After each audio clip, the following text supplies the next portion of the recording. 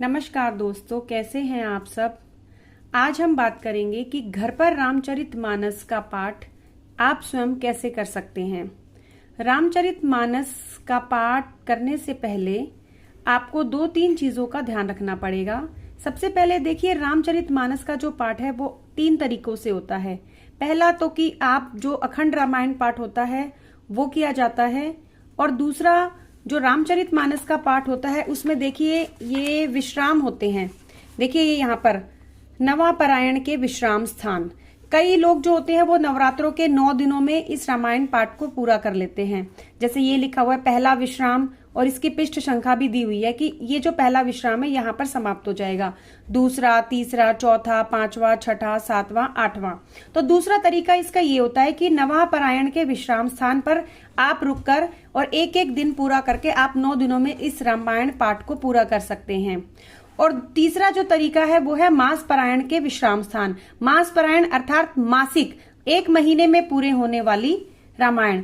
पहला विश्राम पृष्ठ संख्या दी हुई है, दूसरा, तीसरा, चौथा, ऐसे करते हुए 30वां विश्राम, मतलब 30वां विश्राम मतलब कि आप इसे 1 महीने में पूरा कंप्लीट कर लेंगे। तो आप इस तरह से रामायण के पाठ को कर सकते हैं।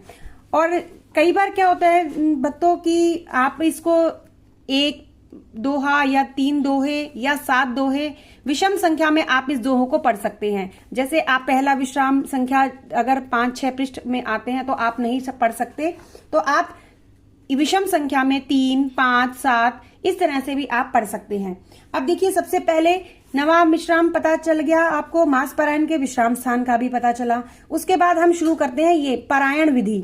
पारायण विधि में क्या होता है कि हम आह्वान करते हैं, मतलब अब कोई भी चीज हम जब शुरू करते हैं तो उससे पहले हमें आह्वान करना होता है। आह्वान अर्थात हमें बुलाना होता है। जैसे ओम तुलसीदाय नमः, हम तुलसीदास जी को बुला रहे हैं। ओम वाल्मीकाय नमः, ओम गौरी पतये नमः, कि गौरी पति आप हमारे घर पे पधारे, भाई हम रामायण का पाठ कर रहे हैं।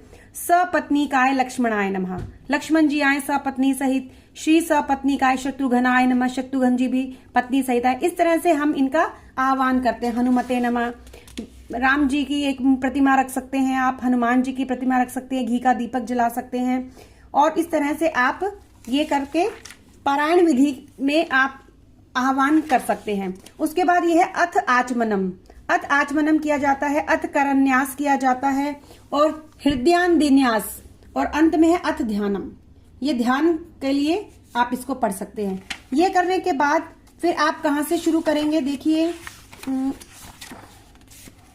ये सबसे पहले आप यहां से शुरू करेंगे। श्री गणेशाय नमः, श्री जानकी वल्लभो विजयते, श्री रामचरितमानस प्रथम सोपान।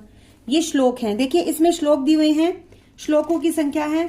उसके बाद यहाँ पर देखिए नंबर दिए हुए हैं, 1, 2, 3, 4, ये श्लोक हैं। उसके बाद ये सो मतलब सोरठा, यहाँ पर ये सोरठा दिया हुआ है। उसके बाद ये सोरठा की संख्या दी हुई है यहाँ पर। और देखिए ये है दोहा दिया हुआ है यहाँ पर। दोहा, जैसे दोहा नंबर 1, यहाँ पर ये दोहा नंबर 1 शुरू हो रहा है। जब ये आप पढ़ेंगे ये है दोहा नंबर 2, दोहा नंबर 2, और ये है दोहा नंबर 3 का क भाग, और दोहा नंबर 3 का ख भाग, अर्थात जो दोहा नंबर 3 है वो यहाँ पर पूरा हुआ है। तो आप 1 दोहा, 2 दोहा, 3 दोहा तक पढ़ सकते हैं। 3 दोहा पढ़ने के बाद आप यहाँ पर विश्राम लगा दीजिए। और विश्राम लगाते समय हमेशा आपको एक संपुट लगाना भी जरूरी होता है। संपुट अर्थात जैसे बहुत ही सरल शब्दों में बताऊं तो मंगल भवन अमंगल हारी, द्रवहु सुदशरथ अजिर बिहारी। आप ये भी कंप्लीट करने के बाद एक संपुट आप लगा सकते हैं। संपुट लगाने से ये होता है कि आपने दोहे में, सोरठे में या श्लोक में जो भी कोई आपसे त्रुटि हो गई है तो उस त्रुटि को की भरपाई करने के लिए एक तरह से हम संपुट लगाते हैं। तो अगर आपने 3 दोहे तक पढ़ा है, आपने यहाँ तक विश्राम दिया है, तो अगले दिन आप यहाँ से नहीं पढ़ेंगे, आपको यहीं से ही, ये चौपाई से यहाँ से शुरू करना है, दोहे से। तो आप यहाँ से शुरू करेंगे और वहां पर आप विश्राम स्थान लगा सकते हैं, निशान लगा करके आप कर सकते हैं। इसी तरह से आप ये दोहे पढ़ के आप कर सकते हैं। अब देखिए जहां पर ये मास परायण का विश्राम दिया हुआ है,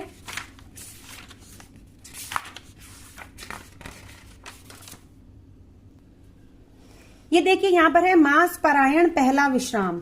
यहाँ से हमने शुरू किया पढ़ते हुए मास पारायण पहला विश्राम, अर्थात अगर आप नवरात्रों में पढ़ते हैं तो आप नवरात्रे के पहले दिन से शुरू कर सकते हैं। मास पारायण पहला विश्राम, ये आपका पहला विश्राम हो गया, अर्थात पहले दिन आप ये कर सकते हैं। उसके बाद इसी तरह से दूसरा, तीसरा, चौथा विश्राम आते हैं और आप 9 दिनों में अपने नवरात्रों में रामायण का पाठ घर में कर सकते हैं। घर में रामायण का पाठ करना या करवाना या सुनना बहुत ही अच्छा माना जाता है, इसके बड़े ही शुभ फल प्राप्त होते हैं। यह है रामचरितमानस की विषय सूची। सबसे पहले जब हम शुरू करते हैं तो हम बाल कांड से शुरू करते हैं, अर्थात भगवान के बाल लीला का इसमें पूरा वर्णन किया हुआ है। ये सारा पूरा बाल कांड के बारे में बताया गया है।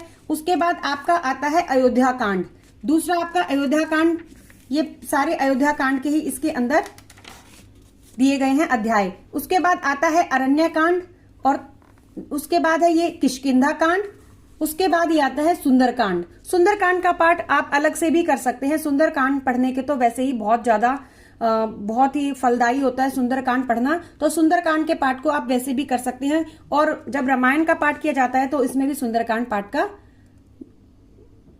पढ़ा जाता है। और अंत में आता है लंका कांड। लंका कांड के बारे में ये सारा दिया है और लास्ट का ये दिया हुआ उत्तरकांड। और ये उत्तरकांड होने के बाद आपकी ये रामचरितमानस की पुस्तक पूरी हो जाती है। और देखिए इसके अंत में एक रामायण जी की आरती दी गई है। जब भी आप विश्राम पूरे करें, अर्थात आपने पहला विश्राम पूरा किया है, तो विश्राम पूरा करने के बाद श्री रामायण जी की आरती जरूर पढ़नी चाहिए। रामायण जी की आरती यहाँ पर लास्ट में दी हुई है। और इसके बाद यहाँ पर लास्ट में ये गोस्वामी तुलसीदास जी की जीवनी दी गई है। और आपके इस लास्ट के पेज पर श्री राम श्लाका प्रश्नावली भी दी हुई है। श्री राम श्लाका प्रश्नावली से आप कोई भी प्रश्नोत्तर निकाल सकते हैं। अगर आपके मन में किसी भी प्रकार का कोई भी प्रश्न है, आप उसका उत्तर जानना चाहते हैं, तो इस आप राम श्लाका प्रश्नावली के द्वारा आप कोई भी अपने अभिष्ट प्रश्न के उत्तर जानने की अगर आपको इच्छा हो, तो आप इस राम श्लाका प्रश्नावली के द्वारा आप अपने प्रश्न का उत्तर जान सकते हैं। इसमें क्या होता है कि इस प्रश्नावली में आप मनचाहे कोष्ठक में कोई भी उंगली रखकर आप भगवान श्री राम का ध्यान करके आप कोई भी कोष्ठक में उंगली रख दें और उस कोष्ठक में जो भी अक्षर आता है आप उसको एक पेपर पे लिख लें। आप उस अक्षरों को लिखोगे तो लिखते लिखते जब आपकी 7, 8 या 9, 10 अक्षर हो जाएंगे तो उसकी एक दोहा बन जाता है। तो वो दोहा कहीं ना कहीं आपको इसमें मिलेगा। तो उसको पढ़ने के बाद इसके पीछे दिए हुए हैं, देखिए जैसे आपने पहले में सपोज आपने किया हो, ई, ही, सो, ई, जो, रा, म, इसको जोड़ने के बाद एक जो ये बनता है, होई ही सो उई जो राम रची राखा, को करी तरक बढ़ावे साखा। तो ये एक चौपाई बन गई है। तो ये चौपाई इसके बारे में दिया हुआ है। तो इस चौपाई के अंतर्गत आपको जो भी उत्तर होगा फल सहित आपको इसका नीचे दिया गया है, अर्थात आपकी ये चौपाई बन के आती है। तो इसका मतलब ये है कि प्रश्नकर्ता का प्रश्न उत्तम है और कार्य सिद्ध होगा। तो ये इस तरह की जो प्रश्नावली इसके अंदर दी हुई है, आप इसमें से भगवान श्री राम जी का ध्यान करके आप इस प्रश्नावली से भी अपना कोई भी उत्तर प्राप्त कर सकते हैं। तो देखिए ये था एक रामचरितमानस पढ़ने की एक विधि, किस तरह से मैं अपने घर में पढ़ती हूँ। मैं अधिकतर जो है नवरात्रों में ही कोशिश करती हूँ कि 9 दिन में इसका पाठ मैं पूरा कर लूं और कई बार मैंने इसका मास पारायण भी किया हुआ है। तो आपको जैसी भी सुविधा अनुसार, अगर आप नवा पारायण विश्राम के स्थान पर जिस तरह से दिया हुआ है आप ऐसे भी कर सकते हैं, आप मास पारायण से भी कर सकते हैं। और अगर आपकी श्रद्धा अनुसार आपके पास समय की थोड़ी सी कमी है या अभाव है तो आप 3, 5, 7 विषम संख्या में श्लोक पढ़कर भी आप रामायण का पाठ कर सकते हैं।